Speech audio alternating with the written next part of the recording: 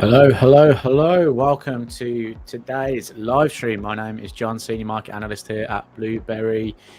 Welcome. It is the 3rd of December. So we're in the month of December already. The year is nearly out.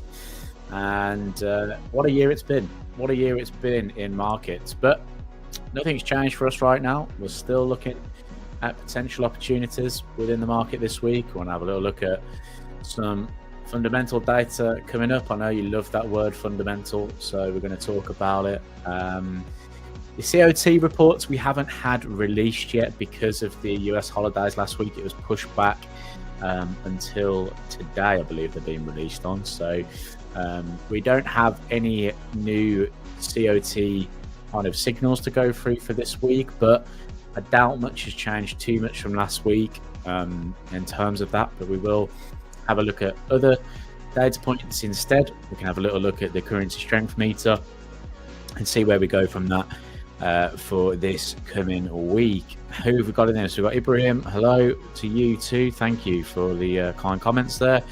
Ratish, welcome as well. Hope you both are doing very well today. So as always, guys, if you want to ask me any questions as we go along, please feel free to do so. If you want to discuss any particular markets, then yeah, let me know. It was released today. Oh, brilliant. So I can take a look at that. Hopefully it's been updated across the platforms that I use. If not, I'll have to try and have a look at it myself. Another positive of trying to build your own commitment to trade report indicator is you don't have to wait around for everyone else to get the data first in order to update it. So I'll see if it's been changed on Markets Made Clear. If not, we'll have to have a look around. Don't think it has, by the looks of it.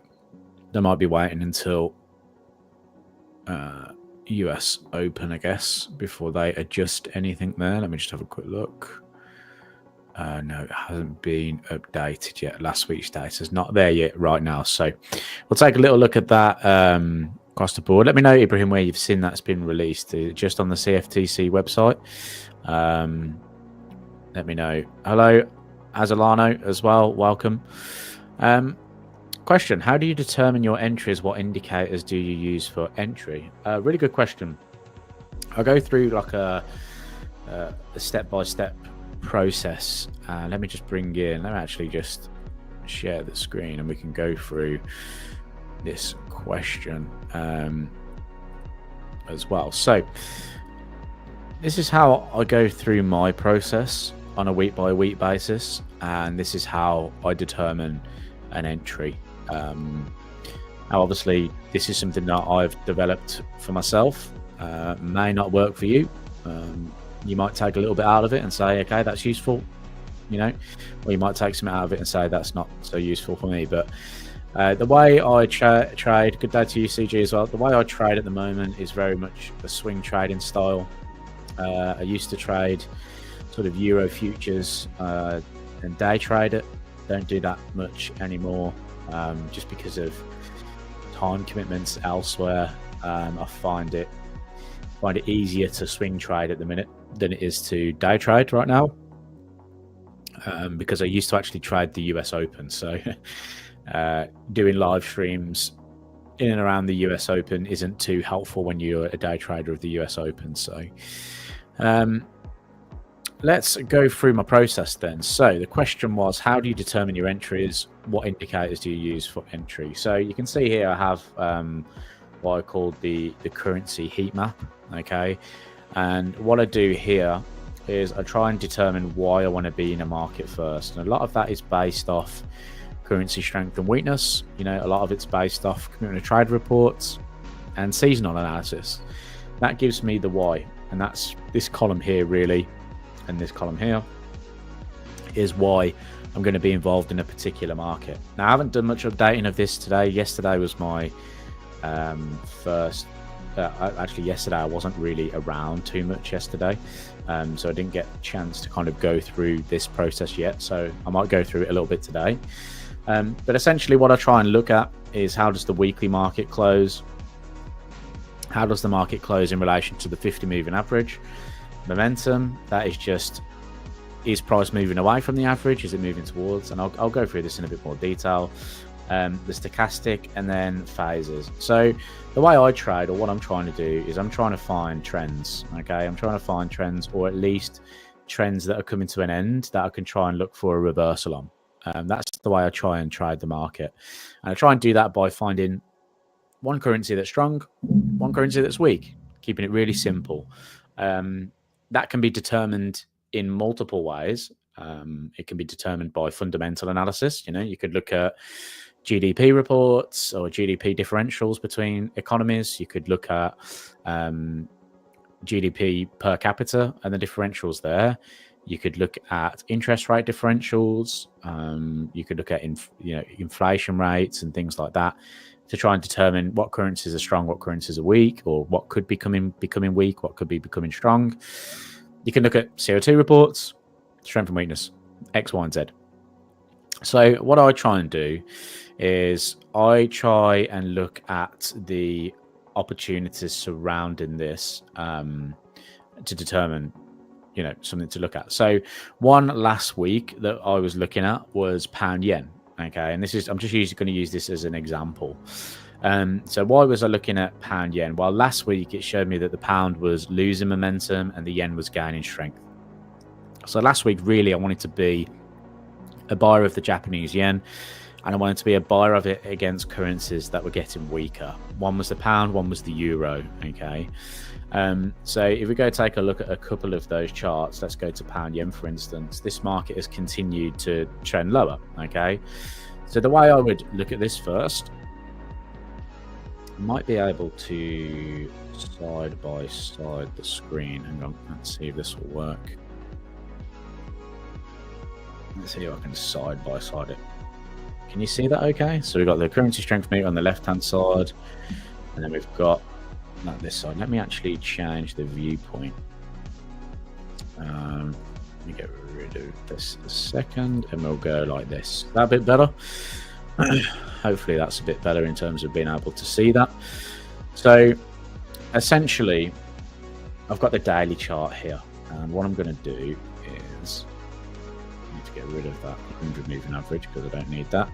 So the blue line is the 50 moving average. Okay, so what I would be looking at first of all is my weekly chart. How did the weekly close the prior week? Right, so we had this nice bearish candlestick in here. Okay, so what I do is I give this like a traffic light system. Okay, so I fill it with red for bearish. The next column along is the daily 50 moving average, right? So what I'm doing is I'm looking at how price relates to the daily 50 moving average, okay? So at the time last week, we had this kind of bearish breakout. The market then closed lower, all right? So I wanted to look at a potential continuation going into that sort of next trading week. So one thing I can see is that price closed below the 50 moving average. So just to kind of show you what candle it was on Friday, it was this candlestick here. Let's just put a note on that. So daily bearish candlestick, it's closed below the 50 moving average, and if it's a bearish candlestick, it's closing away from the average. So I would say that we have a close below the 50 moving average, which is bearish for me. Momentum is also bearish because we've got price closing away from the moving average. Okay, now I look at the stochastic then. So this is the stochastic oscillator, and I'll just look to see is the K below the D line, and I'll be pointing downward, and we were. So that was bearish. Then comes the daily trend and phase, right? So what I'm looking by that, or what I'm talking about in terms of that is the market making lower lows, lower highs, and is it in a primary phase, okay, which is this leg here, okay, primary phase, or the secondary phase of the market. Now, if it's in a primary phase, I give myself a green light, because that to me means I can go to my lower time frame and look for the trends within that lower time frame, right? So if we have a little look here, I can say to myself, well, it's a daily bearish trend. How do I determine that? Well, I can see that the market made new lows, okay, and a new lower high, and even broke into new lows on that Friday. So I have the lower high, lower low patterns. Okay, that would suggest to me that the market is in a downward trend. What else do we have? Well, technically I'm in my primary phase, because this was the secondary phase, this was the primary phase here, this was the secondary phase. So I'm in a primary phase. So what I do then is just add another bearish line here. Okay, and it's the same actually for this trading week right now, right? Price is in that same setup. So then I give it a green light. And what I mean by a green light is it now allows me to move on to my strategy. Okay, so my method is, why do I want to be in a market? Okay, so always think of why do you want to trade that market. Sometimes people just go, well, I'm going to go trade pound yen because it's popular, or I'm going to go trade pound yen because it's pound yen. That's great, but if you haven't got the balance of what's strong, what's weak, that market is not going to move. And unfortunately, as traders, how do we make money? We make money when the market moves.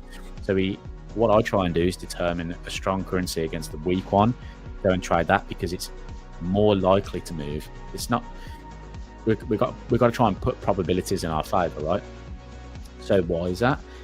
All that work here is the conditions, okay, around that market. And when I give it the green light, I can go towards my strategy. Okay, so which kind of comes onto the question that you're talking about here, Ibrahim, this one. How do you determine your entries and what indicators do you use? So all of that builds up to this moment.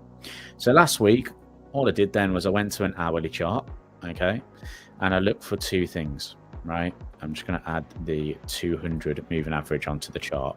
So my strategy is a 50 and 200 moving average, okay?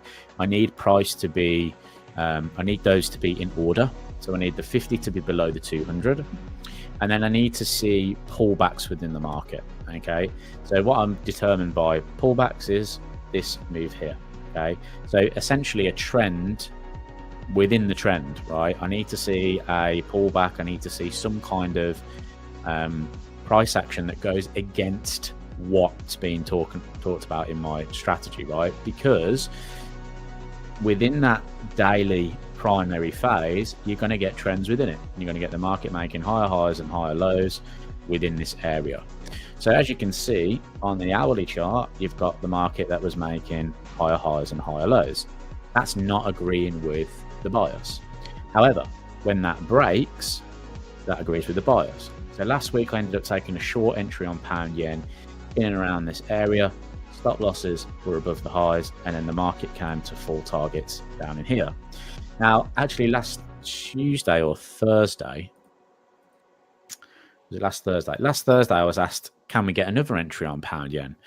Well, technically all the factors lined up still. I was a little bit more cautious on it because we were at this daily support zone, and sometimes when we hit the daily support zone, price can try and come back before making another move down. So I was a little bit cautious on that. I didn't take anything here, but everything's set up again if you think about it, right?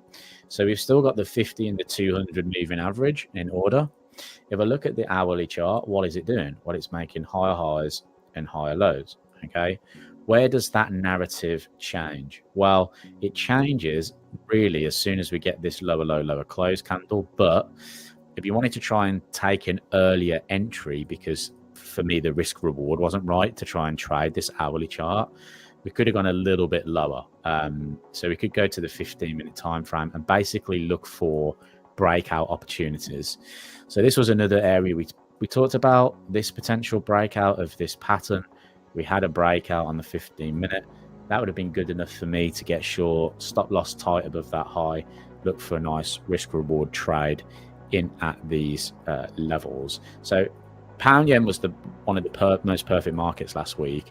I was looking at it again this morning because we'd broken through this zone here, and I was actually looking to see if it was worth another short in and around this level to try and trade a little bit lower. But I actually missed an entry on this. I was busy doing something else, unfortunately, because the market has just continued to trade lower. But that would have been a really nice entry there as well, because you can almost see that price was trending back again. It's not the greatest pullback.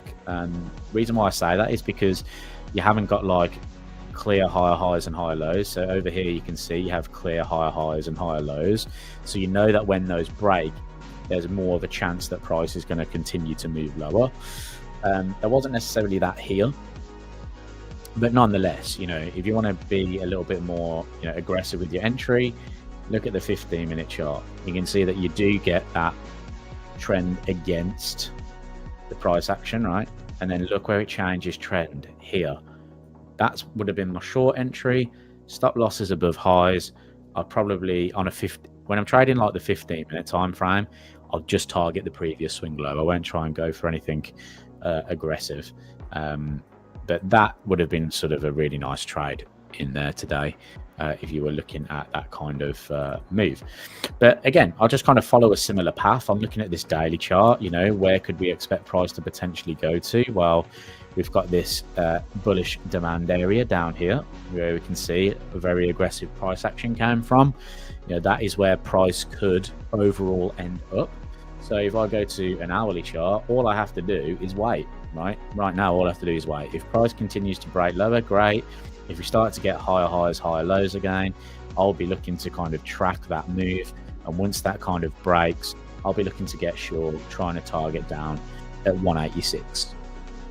Does that answer your question, Ibrahim? I can see dollar yen is looking good though. Yeah, dollar yen is also another one that's on my radar to get short because of, again, technical factors as well as kind of strength and weakness factors. If we look at the currency strength and weakness for this week ahead, we can see that the US dollar was actually one of the worst performing currencies last week, which is something that we've talked about on the channel and something to look out for. Yen is one of the stronger currencies, so dollar yen makes a ton of sense to look to the downside. Look at the weekly chart here. So again, I can just try and build this out. So I'll come over to dollar yen on my chart here, and I'll just go, I want to be bearish dollar yen on the market. What was the weekly close? Well, it was a bearish weekly close. If I go to the daily chart here, what was Friday's close? Because I usually do this on a Sunday, but I wasn't around. Daily close was bearish, right? And it's closed away from the 50 moving average. So I can go bearish, momentum to the downside. What's the stochastic? K is below D, we're pointing downward. I'm happy to stay short. What is the daily trend here? Well, it's broken into fresh lows. The daily is bearish. Technically, we're in a primary phase, right? Because I would class that as a primary phase. We haven't entered the secondary phase just yet. So I would be happy to add that onto there and happy to give this a traffic light system. Now, usually, because I know some questions I usually get is, well, what if the daily phase is in the secondary phase? That's also fine. What I do is I put like an orange there and I put an orange light here. It means that I can still look at an entry on this market, but I just understand where we are within the trend of that market. We're in a pullback phase. I need to wait for those conditions to change, and then I can turn it into a green light. So that's why I also kind of track every day's close. Like I said, I haven't done it yet because I have been around. So that's how I would determine that. But yes, dollar yen looks pretty good here. You know, you also have to bring in your other technicals in with this as well. You know, we look at this weekly chart, we're breaking through. I like to look at areas of sort of supply and demand. We have this little bearish supply up here at 150.82.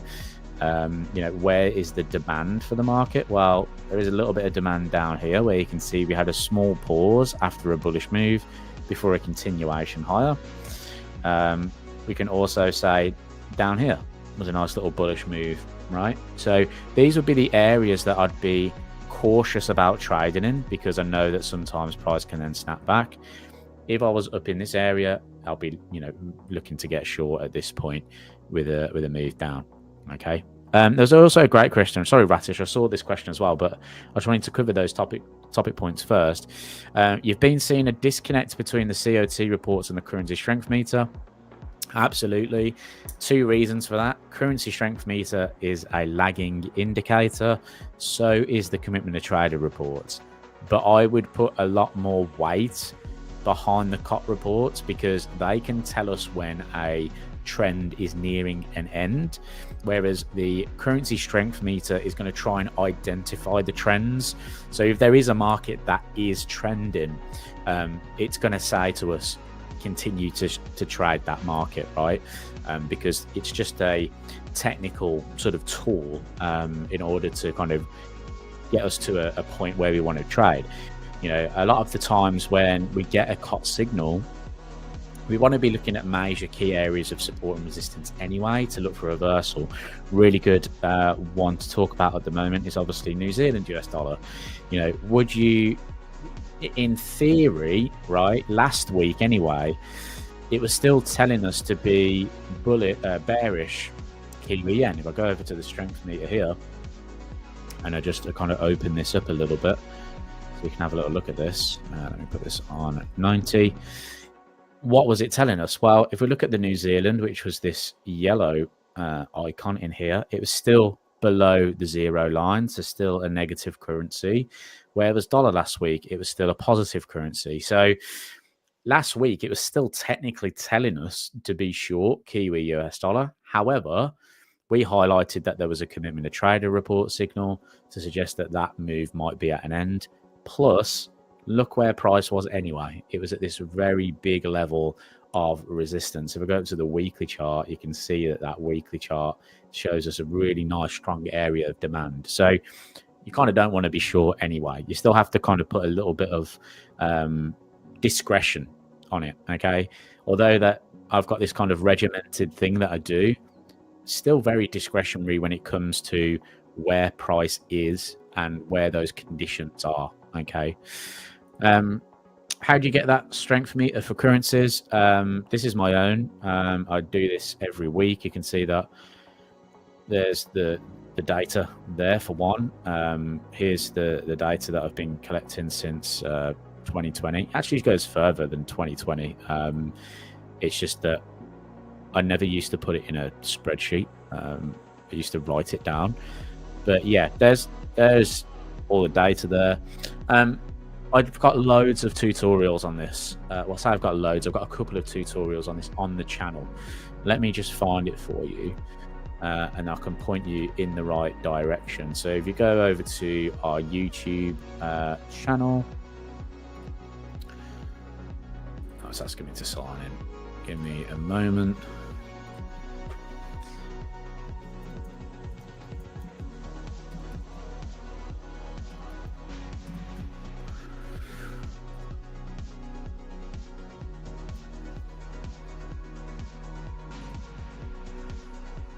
Once I'm signed in, I'll be able to find the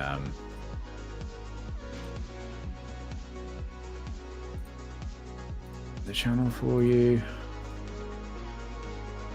But I did this on a live stream, and I did it on an individual video as well. It's actually one of the most popular videos on our channel. So if you go over to Blueberry's channel, we go to videos, go to popular, and scroll down. There's a video here called Identifying a Currency's Strength and Weakness. I'm just going to click share, copy, and I'm just going to drop this in the chat for you. So that's how you can build your own. Essentially, I'll show you how to build your own in that one. There is also another one I did, I believe. I don't know whether it was a video though. It might have been a live stream instead. Let's see if we're going live. Let's search currency strength.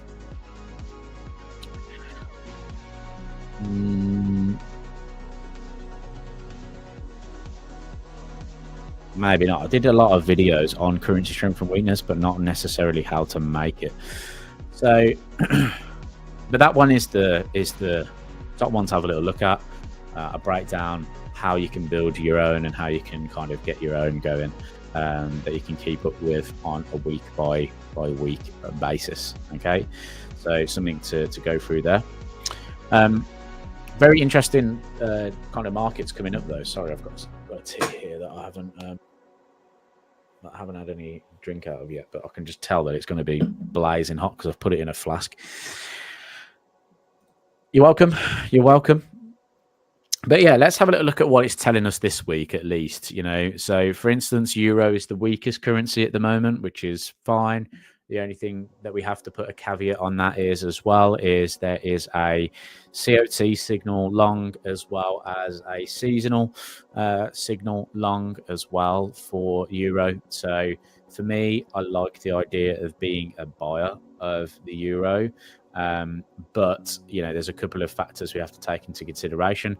I did buy this last week. I came out on Friday. The way I got involved with this market was I ended up buying down here, targeted up at this swing high. So it was if we just go to a 15-minute time frame, right? Essentially what happened was price formed the double bottom, came back down, found support, okay, in and around this area here. I got long here, targeted up at this swing high, and ended up getting out on Friday. Market then gapped over the weekend and continued to trade lower. I like it again though. I like it again to the upside. We have a very strong, for one, if we look at it from a currency strength and weakness point of view, and I bring back the strength meter, one thing that I look for on this is reversals. How do I look for reversals? Well, usually anything in the +5 and above, okay, it tells me that the currency is very strong. Okay, so very strong, right? / reversal opportunity. Okay, because sometimes when a currency is very strong for a decent amount of time, it can snap back, and it can snap back quite aggressively.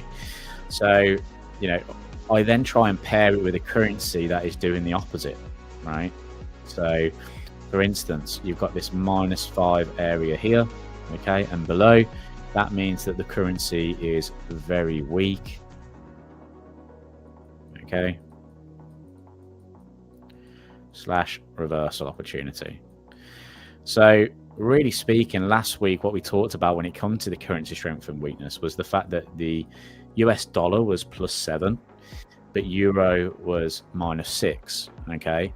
So that is a very strong currency against a very weak currency. What can happen is that these can snap back and the market can trade the opposite direction and converge towards each other. Really good one here, right? So this was the Japanese yen, which was a very strong currency. So obviously back in July we had the intervention, right? So the yen was getting stronger. We had the intervention. It was strong for a number of weeks. We then had it move lower and reverse from that area. Dollar got stronger. So that was on the 30th of September where we had that move over, right? Okay, if you want to kind of class it as anything, you could have called it, or you wanted to be a little bit more cautious on the market, you could have looked at the first week of October. Well, if we went to dollar yen at the end of September, right, and had a look at what it was doing, well, here's the 16th of September. This was telling us to have a little look at it on the 30th of September for a potential move, okay? And this was the 30th of September in here, right? And since then, the currency rallied. So from this kind of area here, from a currency strength and weakness point of view, if you want to be super safe, it was the 7th, right? It was telling us to be long that market. Well, you know, if I go to an hourly chart, if you were to look at longs between that period on pullbacks, right? So you got a pullback, you know, here, right? Here.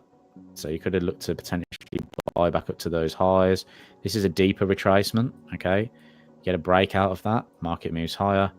Break out of that, market moves higher up into that 156, right? So even using just currency strength and weakness, we could determine that there was a potential reversal coming for the market.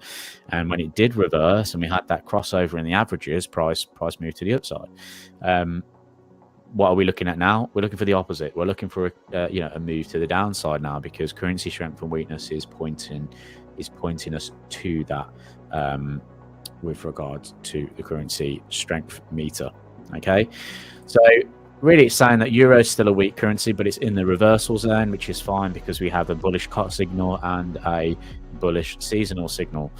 The pound was one of the stronger currencies last week. Aussie was one of the weakest. Kiwi, which is a cut signal as well, one of the strongest currencies last week. So I like the idea of potentially being a buyer of the New Zealand dollar, and I'm looking to actively do that against the US dollar. I'm looking to buy it potentially against the Canadian dollar, which we do have a cut signal on CAD as well, but it's just not really kind of coming together for CAD at the moment. It's actually one of the worst performing currencies last week. So there's potentially an opportunity on Kiwi CAD to the downside, but that is two commodity currencies against each other. And if we look at the price action of Kiwi CAD right now, this is why I also built in the Forex heat map with this. Because if I was saying to myself, okay, what was the weekly close? Was the weekly close bearish, right? Because it's telling me to be bearish on Kiwi CAD. Is the weekly close bearish, right? Let's go to weekly. No, it was a strong bullish rejection in there. Oh, sorry, it's telling me to be a buyer. What am I doing? I've just talked about being bearish, but I want to be bullish on Kiwi. It's telling me to be a buyer of Kiwi CAD. So actually, I've just talked absolute rubbish about Kiwi CAD because we're actually meant to be buying it, which is nice now because we've come back from that support level. So we've come from the support level there. Are we above the 50 moving average yet, though? No. Okay, it's a good job why I have these processes in place, isn't it? Because otherwise, I'd be doing something stupid. Market moved higher. It's consolidating at the minute, but we are below the 50 moving average. It did price on Friday close towards the average, though. That's yes. So that is there. Stochastic is bullish at the moment. Okay. Daily trend. What is the daily trend here? Well, we made a new high in here. So the market's made a lower low, lower high. We don't have a higher low yet, and that will be determined by another higher high. So we don't technically have what I would class as a bullish trend yet. That to me needs to complete in order to kind of see that trend. And if that is the case, all I do is I'll come here, give it an orange because it's not ready yet, and I'll just give this an orange as well, and I'll just put a little orange signal on there. Okay, I'll just keep up with it on a watch list in there. So Kiwi CAD says that we should be buying it. What the good points from it are: weekly came into support, found support. Daily stochastic looks great here on the daily. If we look at the hourly chart, do we have the 5200 crossover? We do. And if you wanted to be a little bit early on this, then maybe you could look at this trend line breakout. If we were to get it, price could start moving higher. Let's have a little look at the 15-minute. What's the 15-minute doing? I'd be careful about 15 minutes actually on Kiwi CAD because of spreads and stuff. But there could be an opportunity there. I can see this little inverse head and shoulders as well, right? So if we were to kind of break this high, close above it, right, that could be an opportunity to see Kiwi CAD move higher. The only thing I would say is the probability of it working out is a lot less because of the fact that we don't have a technical trend there. Okay. Evening, Eddie. Hope you're doing well. Does that make sense so far, guys? Did that make sense? I got a bit confused because Kiwi with Kiwi and CAD there, but this is still looking at a potential opportunity to the upside there. And what I usually do on the watch list over here is just put a little blue marker for bullish, and then for like pound yen, for instance, put a little red marker for bearish. So I know I'm looking at those markets to have a little opportunity on. Let's go to euro dollar because I did like the opportunity on euro dollar to be a buyer. What I found quite interesting about this market at the moment is that we've broken through trendline resistance. We've had this nice little potential bullish reversal. The 50 is below the 200 on the hourly at the moment, so unfortunately for me I have to wait. But look at this daily chart. To me this is starting to set up really nicely. I've seen people on Bloomberg consistently talking about the fact that euro needs to be lower than the US dollar because of the really bad data out of Europe. Yes, it is bad, but that is being priced in since the 30th of September. You know, sometimes hedge funds go early with their analysis. Arguably, I think it was after Trump got in, they've priced that in even more about the tariffs coming into Europe, X, Y, and Z.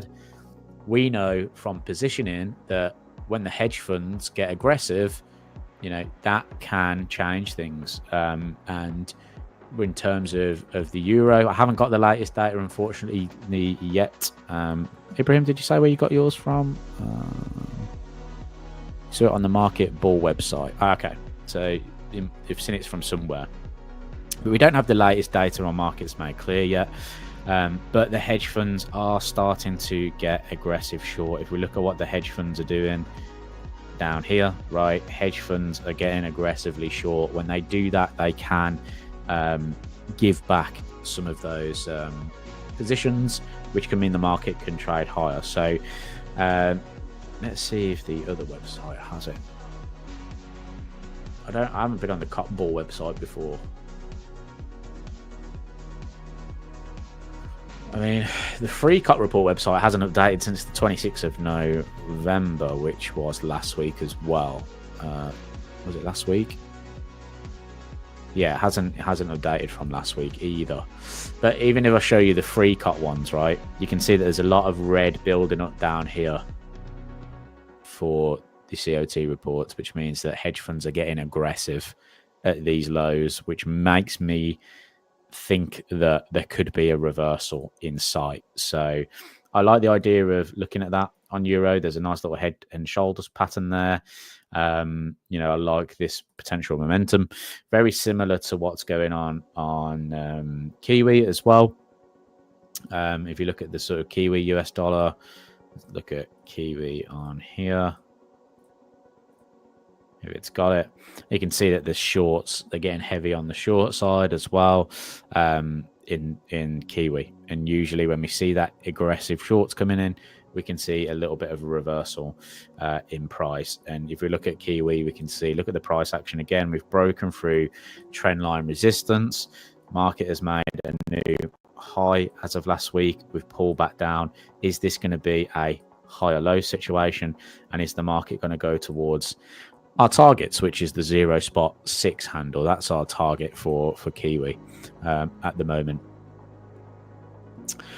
Hi, Precious. Good day, John. Please, if it's not too much to ask, could you make a video explain how you use most of these data and sites to determine a bias for an asset?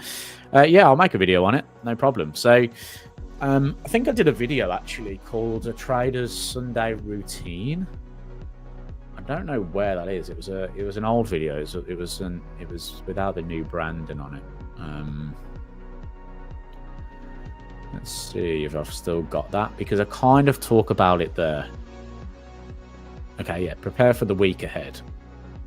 So just to kind of take you through it just from a brief now, and how I use the data to determine a bias.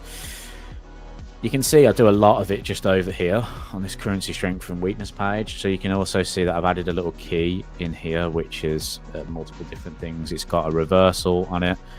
If I'm neutral on the currency pair, if I'm bullish or bearish. I've then added these now. So you've got a bullish seasonal, bearish seasonal, cut signal bearish, cut signal bullish. And what I'll do is I'll come across and I'll add these in as I go along.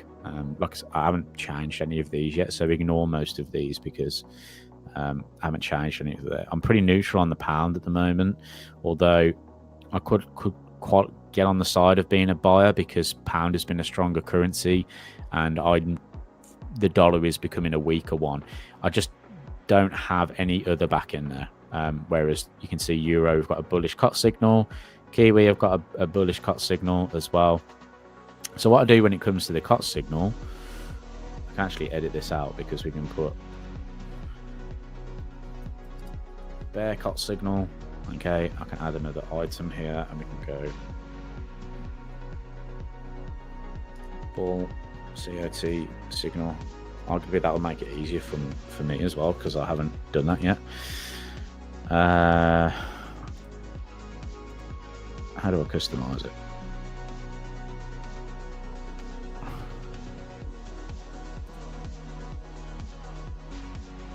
I'd like to choose a different color though. There we go. Okay, so that's going to be that. Okay, this one, customize, is going to be that. Okay, should probably add bullish seasonal on here as well. Sorry, I'm just doing this while you guys are watching. Bearish seasonal. Because honestly, I should have done this a while ago. There we go. Done. Apply all. So when it comes to sort of COT signals now, I can say that this one has a bullish COT signal in there. Dollar CAD has a bearish COT signal. And I'll always take the COT over seasonal patterns. Okay. COT has a lot more weight behind it than seasonal patterns. Okay. Although I really like using seasonals, if there's a COT signal, that is actually what hedge funds are doing. So I will be looking at that. Swiss franc's actually been getting a little bit stronger as well, so you could arguably be bearish on dollar Swiss too. But yeah, I'll make a video on this soon, kind of going through that a little bit more. Irfan, hi John, like today, like your thoughts on EU. However, this is NFP week, and when I see the unemployment numbers from last time, the new print can boost US dollars. Yeah, but isn't that so likely to happen? You know, I feel like I am very much a contrarian trader when it comes to this kind of stuff. I just think that's the obvious, right? We know that the data is going to be better than last month. So I don't know. I just feel like that would be. I would feel like that's a setup. You know, for me to be buying US dollars. Now, I'm not saying it can't happen. You know, because you make a very, very valid point there. It is NFP week. NFP week can do weird things to the market. What we may see is US dollar strength going into the week, right? So if we start seeing US dollar strength coming in, I just think, or what would be interesting to me, right? We look at last week's close, nice bearish close. What if we had this NFP week and it was stronger, right? And then we still had a bearish close on the US dollar. That to me would definitely show a shift in sentiment away from the US dollar in the short term. Now, I don't think the dollar is going to like sell off as what's necessarily expected.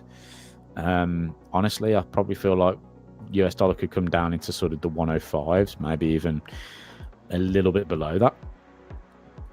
But I do feel like maybe this bullish run will continue on the US dollar in the meantime. You know, we've had a very strong close above these highs. We've had a very strong close in at the range highs. So it's not like it's, you know, it's not like it's kind of come in, wicked it, and then moved lower, very much like here.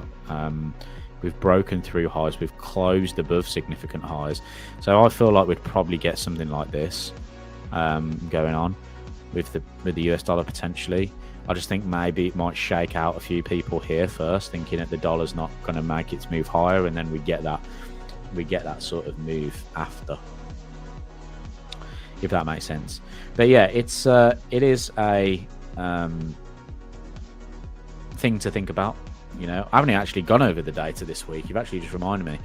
I felt everyone was happy that I wasn't going to talk about fundamentals this week. But Irfan has reminded me to have a little look at it for this week. So we've actually had some positive Aussie data recently. Oz, 0.6%. Yesterday we had ISM manufacturing PMIs come in pretty good. Again, look, manufacturing PMI is still in contraction, still below 50. So that's not particularly great. ISM manufacturing PMIs came in lower. Sorry, prices came in lower, which is okay. Today we had Swiss CPI still deflationary over in Switzerland. What have we got coming up for the rest of the week? We actually got some GDP data out of Australia, which will be interesting. That's forecast to grow by 0.5%. So that's going to be something to take a hold of. But really speaking, it's going to come down to Friday, isn't it? It's going to come down to what's this unemployment rate going to do? Now, yeah, to me, it just seems so obvious that that's going to get revised higher. We'll probably come in around the 200s. That won't be revised lower. There's no way that's revised lower. I'll be willing to take bets on that one. But that'll probably be revised higher. And yes, that should be bullish US dollars. And it probably will be bullish US dollars in the short burst that it will create. But, you know, what if unemployment rate goes to 4.2? And what if average hourly earnings go to 0.3? Well, then it starts to become a little bit more of a mixed data. And we'll probably get, you know, a US dollar that does something like that instead. That's what I'm looking for anyway. That's what I'm looking for. I feel like that seems to be like a bit of a setup for me. You know, I like where the positioning is on the COT at the minute. I would like that updated on the website so I can have a little look at that. But yeah, a lot of these markets seem to be in these kind of positions now where we're at these kind of major support points. So yeah, I'm looking to get involved with those. I mean, one of the best currencies to look at is still the yen, isn't it? You know, if you look at like the Aussie yen, nice little breakdown here. So something we talked about a few weeks ago. Euro yen, probably stay away from the euro. Swiss yen is also kind of broken down. At one point, this was a market that was looking pretty good for some upside, but yeah, since it's just kind of tanked. Yeah, 12k, it's going to be above 100. This makes me think the dollar can move higher. Yeah, you know, you're probably right there. You are probably right. I just feel like that's a bit of an obvious move. One market we did talk about last week was the FTSE, and we talked about a long opportunity on the FTSE. I got absolutely run over by the FTSE because I was impatient, and I'll be honest with you, I had 2 trades on this. I closed one out for a small profit, one out for a loss. And then I looked at it yesterday and today, and it's just skyrocketed higher. There's been a big boost to UK stocks because there has been a sort of announcement out of the Labour government that they're starting to basically look into building out our defense areas and looking at sort of strategies with regards to defense because of the current situation across the globe right now. So there's been heavy investment into defense stocks. I think Rolls-Royce was up like 100% today. Have a little look at Rolls-Royce on the London Stock Exchange. Yeah, we just kind of rallied higher today, up into the 583s on Rolls-Royce after a little bit of a turmoil through November. But yeah, Rolls-Royce started to rally. Other stocks as well in the FTSE started to rally. And, you know, this was a seasonal play that I was looking at for a long idea. And I didn't execute it correctly. I did not execute it correctly. I had a bit of poor execution on here, which still happens from time to time. But I was looking to try and be a buyer of this. Ultimately, you know, I was trying to buy the dips through here and just got caught out a couple of times of buying a little bit too soon.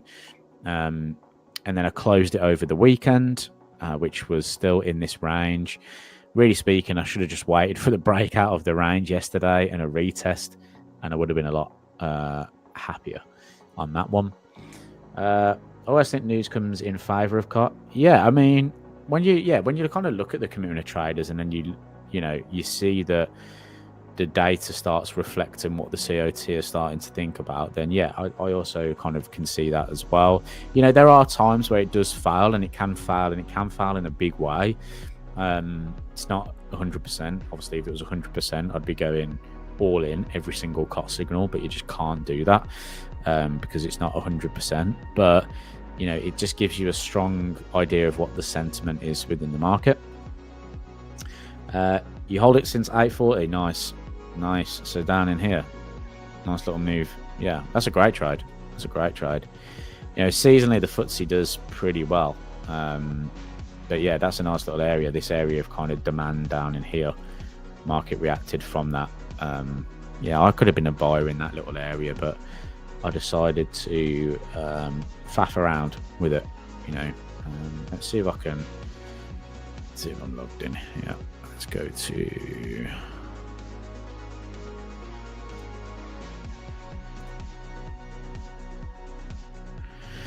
Yeah, you can see sort of November the 20th, we usually get a spike up in the FTSE till around about December 26th.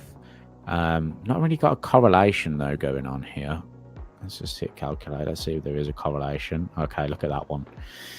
So this is a 74% correlation. It's only got 3 years of data in there though, but of the 3 years where we have peaked at the 19th of November, has a 100% win rate, 3 wins, 4.9% average return on that little move as well. So that's a very strong seasonal pattern. Well, I'd say strong. It's not a very strong seasonal pattern. It's only got 3 years in it, but you can see how well prices followed those moves. So that was 1996, 1997, and 2012. So the 19th of November, we should have been looking to be buyers on with that particular. Was the 19th, wasn't it? Or the 12th, really? 12th or 14th? Which the 12th is here. So, I mean, if you were buying on that seasonal play, you would have done really well. I mean, Ibrahim, you've done really well with that one there. Vincent, what's your view on the Swiss? I quite like the Swissy from a currency strength and weakness point of view. If I look at the currency strength meter, it went from -3 to -1, so it is gaining strength. If we have a little look at the broader view here of what's going on, and we look at the pink line, you can see that we were kind of at the lows there, and it's starting to push to the upside. Quite like it in that sense. I know that there is typically a kind of bullish seasonal on the Swiss franc as well, but I prefer the one on the euro, to be honest, than the one on the Swiss franc. But there usually is sort of a bullish opportunity that forms kind of around the 15th of November to the 3rd of December, and then from the 11th of December to the upside. So yeah, I do like the opportunity to be a buyer of this market as well, from seasonal point of view, currency strength and weakness point of view. It's got more of a correlation with an election year though than it has with a 20-year average. So usually around about December 10th is where we see the low on the Swiss franc before seeing a move higher. So maybe consider that. COT, I don't think we've got a signal here on the Swiss franc at the moment. No, we don't, but we are kind of leaning towards the commercials of buying the Swiss franc up into the 86s. If I look at the extreme page here, hedge funds are short. Hedge funds are short the Swiss franc at the moment. So yeah, obviously that hasn't updated to this week, but looking at kind of what's going on just there, where we had those had that breakdown from last week. Let's just see when this loads up.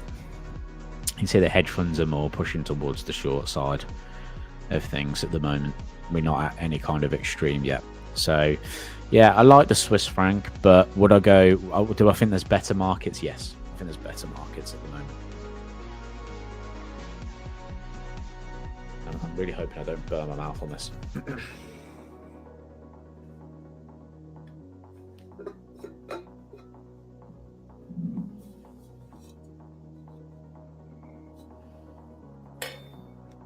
Let the steam come out of that a bit. Yeah, so that's all of how long have we been going for? 56 minutes. Wow, I've been talking straight for 56 minutes. Right.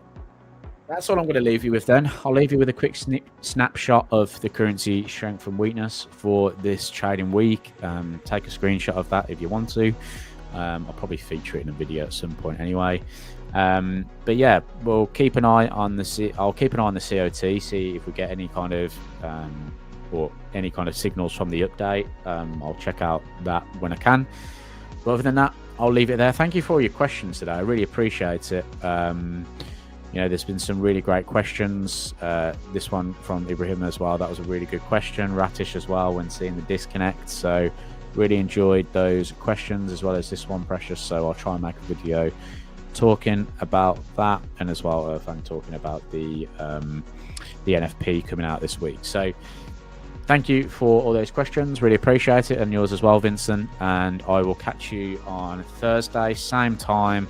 Have a great trading week, and remember, risk appropriately, and I will speak to you then. Cheers, guys.